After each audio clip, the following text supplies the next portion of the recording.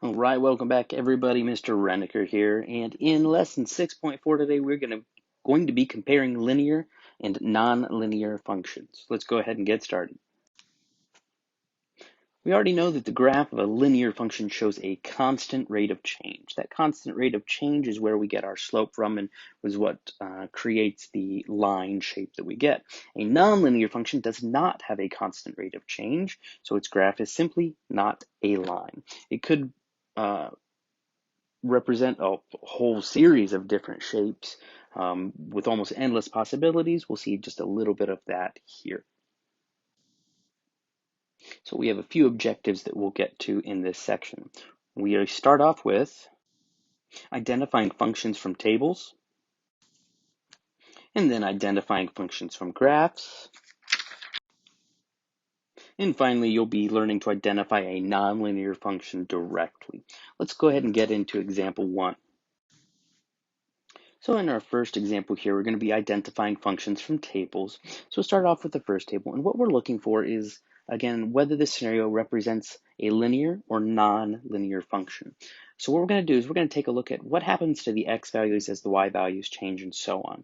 When I look at the first table here, I see that the x values are always increasing by 3 each time. 3 plus 3 is 6, 6 plus 3 is 9, 9 plus 3 is 12. We're going to explore the change in the y values. The first change would be a decrease of 8.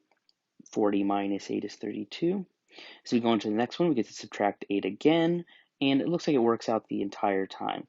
As the x increases by 3, the y values decrease by 8.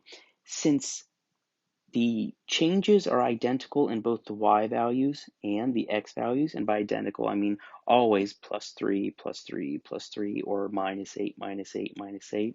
This does show us a constant rate of change. Since the rate of change is constant, we would say that this is absolutely linear.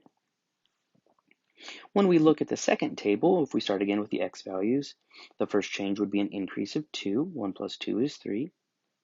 The next change is also an increase of 2. 3 plus 2 is 5.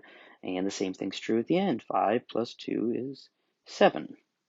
When we look at the change in the y values, it looks like the first change has an increase of 9. The second change, though, I can see is definitely not an increase of 9, because 11 plus 9 would be 20. The actual increase here is 22.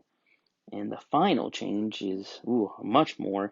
It would actually be an increase of 55. So in this case, we notice that the x values, they do have a constant rate of change, but the y values do not. Since that's the case, we basically do not have a constant rate of change, which means that this cannot make a line, or in other words, is non-linear. And that'll be one of your main goals, is to decide if your situations are linear or non-linear. Just sometimes we'll see tables and sometimes we'll see some graphs. Let's look at those next.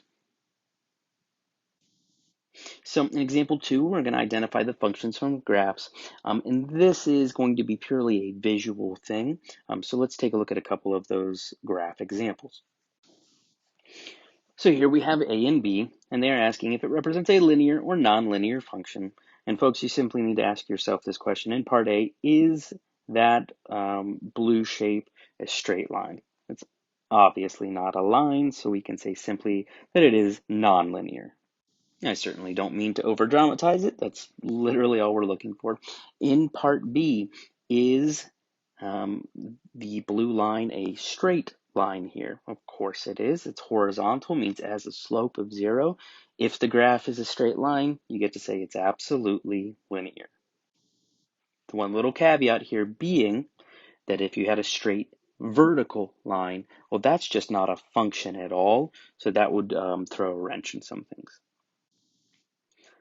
Before we get into the last example, we're going to pause and let you guys just do some examples on your own to see if things are sinking in. So take a look at these. And if you'd like to check for understanding, go ahead and pause this video here in a moment so that you can work on these yourselves and decide if the tables or graphs are linear or non-linear. And then in a few more moments, you can unpause the video and check to see how you did.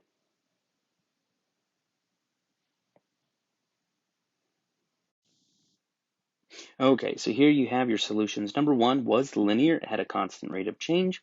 Number two is also linear for the same reasons. And number three may have been a little tricky for you at first because when you look at the graph, there are straight lines. But again, what we're looking for when we're making the decision between linear and nonlinear is if that rate of change is constant throughout the entire situation. In this case, that situation being a graph. What you'll notice here is that on the left-hand side of the graph, the slope is positive. You see the line increasing as we go left to right. But then on the right side of the graph, our slope is negative. It changes directions instantaneously there. And since we go from a positive to negative rate of change, it's not constant, obviously, which is why we call it nonlinear. Next, we are going to move on to just one more example. Our final objective, is to identify a nonlinear function. So we'll see what that looks like. This final example of identifying a nonlinear function then asks which equation here represents a nonlinear function.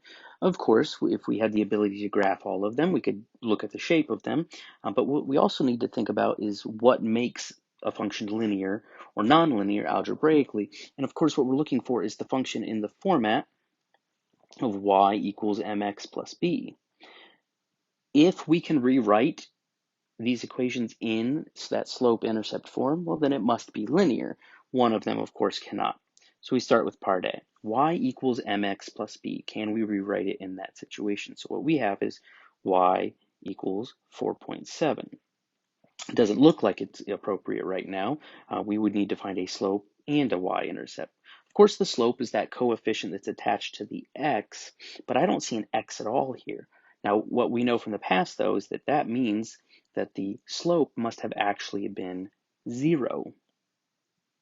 Because if it was a slope of 0, 0 times x actually would just be 0 and wouldn't have to be written at all. So that part's okay, which means then that actually this 4.7 must be our y-intercept, which means that part A seems to be something linear. Let's go on to part B. So part B says y equals pi times x. So we start off with a different scenario. It looks like we do have a slope because we have an x. The coefficient this time just a little awkward being pi. Just keep in mind pi is just a number, a very special number, but a number. So we have a slope of pi, but this time we don't have a y-intercept. But just like the last one, it's not that we don't have a y-intercept. We just don't see it written because that y-intercept must have been 0 again. And we don't need to write plus 0 because of the identity property. So part B checks out too. We've got another equation in slope-intercept. Let's go to part C. So part C might take a little bit more work. It says y equals 4 divided by x. So I do have an x.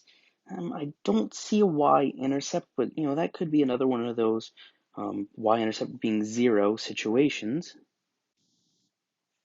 What we might try to do next then is perhaps try and rewrite the equation by solving for x or moving that x somewhere else to see how that'll work out here. So I've got y equals 4 divided by x, and if I wanted to move that x from the denominator here, I would have to multiply by x instead of dividing. I'll do that to both sides. See, these x's cancel out. I'm left with just 4. And then the left-hand side would now say x times y. That's still not right. Perhaps we could divide both sides by y. These will cancel out. Now I'm left with x equals 4 over y, and that's still not right. And it looks like no matter what I do, whatever I multiply or divide by, I'm always going to be stuck in this same situation.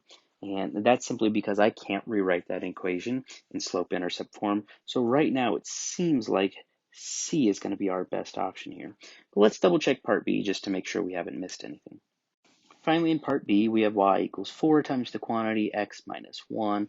I noticed pretty quickly I'm going to have to do some distribution to simplify things. So we'd have y equals 4 times x, which is 4x, minus 4 times 1, which is 4. That one stands out right away. This is definitely slope-intercept form. So I know that part D is not our nonlinear function. It is linear indeed, which means we were right.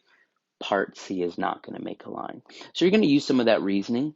Basically, guys, if it's not in slope-intercept, if it's not mx plus b, it is not linear. Sometimes that could be Something that involves exponents, that's a really good sign that something is not linear. Um, you'll see absolute values. You could see a whole host of situations where you're not going to have those linear functions, but you'll get to work through that on your own as well. So folks, that should be it for linear and nonlinear functions and you guys making those decisions. Let's revisit our objectives before we wrap up. First thing we did was identify functions from tables. Remember, that requires you to look at both the changes in the x values and y values to see if you can prove that there is or is not a constant rate of change. Next, we identified functions from graphs, and that's a quick visual check of whether the graph is a straight line or not a straight line. And finally, we identified nonlinear functions by testing to see if an equation can be written in slope-intercept form, the y equals mx plus b. Hopefully that'll give you enough to focus on for right now. As always, please let me know what questions you might have, and I will see you guys next time.